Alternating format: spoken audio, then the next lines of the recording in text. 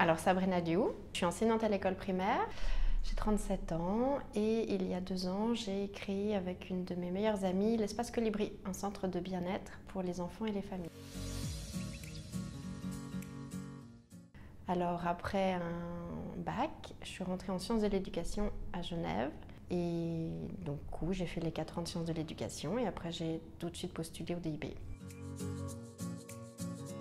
Alors j'ai enseigné dans plusieurs écoles du canton, dans tous les degrés possibles de la 1P à la 8P. J'ai pu exercer différentes fonctions, donc enseignante élémentaire, enseignante des degrés moyens, enseignante de soutien pédagogique, maîtresse adjointe, responsable d'école. J'ai eu le temps de faire pas mal de choses en 15 ans, formatrice aussi des futurs enseignants.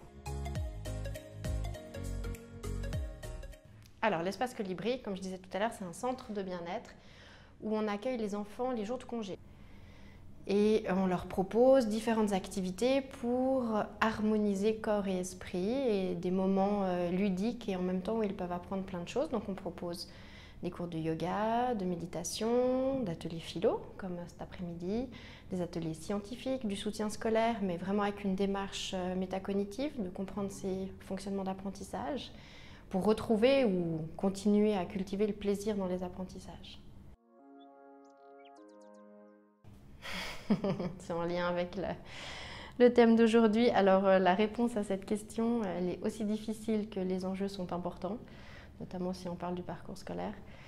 Et l'intelligence, c'est une propriété de l'esprit avec d'innombrables facettes que je n'ai pas envie de figer vraiment dans une réponse définitive, notamment de par mon métier en plus. Je ne veux pas figer une définition dans laquelle certains enfants pourraient rentrer ou pas.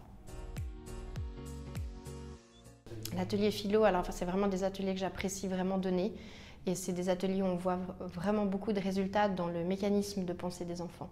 Et c'est en ça que ça peut les aider, développer l'esprit critique, la pensée critique, vraiment ne pas prendre tout pour argent comptant, confronter des avis, modifier l'avis qu'on avait au départ pour peut-être, au gré des arguments des uns et des autres, construire une nouvelle réflexion.